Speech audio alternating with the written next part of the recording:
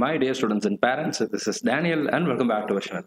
All India quota second round எப்போ முடிய போகுது அப்படிங்கிறது இது வரைக்கும் புரியாத ஒரு புதிராகவே இருக்கு. ஏன்னா ஆல் இண்டியா கோட்டால இருந்து செகண்ட் ரவுண்டை நாங்கள் எக்ஸ்டெண்ட் பண்ணியிருக்கிறோம் அப்படிங்கிற நோட்டிஃபிகேஷனை மட்டும் தான் கொடுத்தாங்களே தவிர எந்த தேதி வரைக்கும் எக்ஸ்டெண்ட் பண்ணியிருக்கிறோம் அப்படிங்கிற நோட்டிஃபிகேஷனை கொடுக்கல.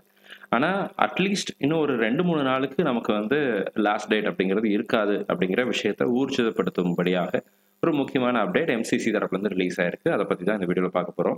So all India quota extend ஆச்சு அப்படின்னா தமிழ்நாடும் எக்ஸ்டெண்ட் ஆகும்.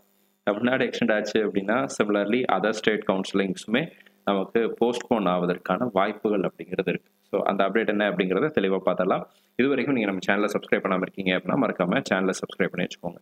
இப்போ நம்ம எம்சிசியினுடைய அஃபிஷியல் வெப்சைட்டில் இருக்கிறோம். அந்த எம்சிசி அஃபிஷியல் வெப்சைட்டில் பார்த்தீங்க அப்படின்னா யூஜி மெடிக்கல் கவுன்சிலிங்கில் PWD portal for generation of PWD certificate for round 2 of UG counseling is active now and available up to 5 PM of 12th September அப்படின்னு சொல்லி கொடுத்துருக்காங்க. அப்போ 12ஆம் தேதி 5 மணி வரைக்கும் PWD போர்ட்டல் வந்து ஓப்பனில் இருக்க போகுது. சரிங்களா? PWD போர்ட்டல் ஓப்பனில் இருக்க போகுது, விச் மீன்ஸ் 12ஆம் தேதி வரைக்கும் PWD கேண்டிடேட்ஸ் வெரிஃபிகேஷன் ப்ராசஸ் அப்படிங்கிறத செய்யலாம்.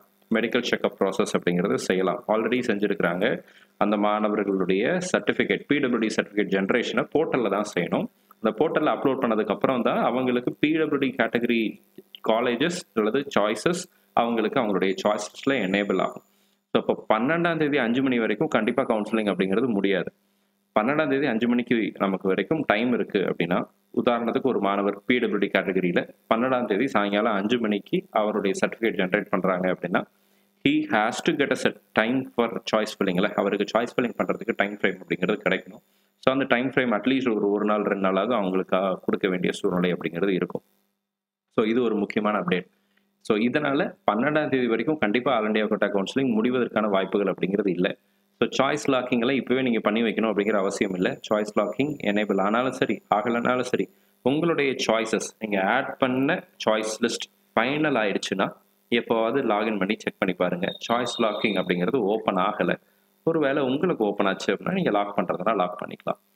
ஆனால் சீட் மேட்ரிக்ஸ் அப்படிங்கிறது எப்படி வேணால் மாறலாம். சரிங்களா? எந்த காலேஜ் வேணால் புதுசாக வரலாம், வராமல் கூட போகலாம். ஸோ அதனால் என்னுடைய சஜஷன் ஒரு கல்வியாளராக நான் சொல்கிறது என்ன அப்படின்னு சொல்லி கேட்டிங்கன்னா, நீங்கள் எம்சிசியிலேருந்து அஃபிஷியலாக இதுதான் லாஸ்ட் டேட் அப்படின்னு சொல்கிற வரைக்கும் வெயிட் பண்ணுங்க. சரிங்களா? எம்சிசியிலேருந்து அஃபிஷியலாக இதுதான் லாஸ்ட் டேட் அப்படின்னு சொல்லி நோட்டிஃபிகேஷன் கொடுப்பாங்க. ஏன்னா இப்போ இருக்கிற நம்மளுடைய PWD எம்சிசியினுடைய அமைப்பெல்லாம் எப்படி இருக்கிறாங்க அப்படின்னா, அவங்களுக்கு வந்து ஒரு நோட்டிஃபிகேஷனை PDF ஜென்ரேட் பண்ணுறதுக்கு கூட டைம் இல்லாமல் போச்சு. பிகாஸ் எல்லாம் ஸ்க்ராலிங்கில் தான் ஓடுது. அதை தான் நம்ம பார்த்துக்க வேண்டிய அவசியம் அப்படிங்கிறது இருக்குது. ஸோ இது இப்போ மட்டும் இல்லை, போன தடவையும் அதே மாதிரி தான். ஃபர்ஸ்ட் ரவுண்ட்லேயுமே வந்து எக்ஸ்டென்ஷனை வந்து நிறைய தடவை அப்டேட் பண்ணி PDF ரிலீஸ் பண்ணிட்டு இருந்தாங்க. லேட்டர் சம்டைம்ஸ் அதுக்கப்புறம் கொஞ்சம் நாளுக்கு அப்புறம் அவங்களுக்கே போர் அடிச்சிருச்சுன்னு தெரியல, அவங்க கொஞ்சம் டைம் எடுத்துகிட்டு என்ன பண்ணிட்டாங்கன்னா ஸ்க்ராலிங்கில் மட்டும் அப்டேட் பண்ணாங்க. போஸ்ட்போன் ஆயிருக்கு அப்படின்னு சொல்லிட்டு கொடுத்துட்டு இருந்தாங்க. இப்போ அதே மாதிரியான ஒரு அப்டேட் தான் PWD போர்ட்டல் குறித்து வந்திருக்கு. ஸோ சர்டிஃபிகேட் ஜென்ரேஷனுங்கிறதே 12ஆம் தேதி வரைக்கும் டைம் இருக்கிறதுனால 13ஆம் தேதி அல்லது 14ஆம் தேதி தான் ஆல் இண்டியா கோட்டா செகண்ட் ரவுண்டுடைய சாய்ஸ் ஃபில்லிங் முடியும் அப்படின்னு நினைக்கிறேன். இப்போ வரைக்கும் NRI எலிஜிபிள் லிஸ்ட் அப்படிங்கிறது விடலை. NMCலேருந்து எந்த விதமான அப்டேட் அப்படிங்கிறதும் வரலை.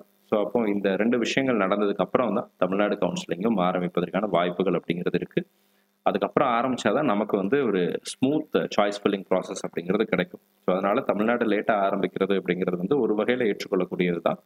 ஆனால் ஆல் இண்டியா கோட்டாவினுடைய அல்லது எம்சிசியினுடைய NMCயினுடைய இந்த டிலே அப்படிங்கிறது வந்து எக்காரணம் கொண்டும் ஏற்றுக்கொள்ள முடியாத ஒரு விஷயமா தான் இருக்குது அப்படின்னு நான் பார்க்குறேன்.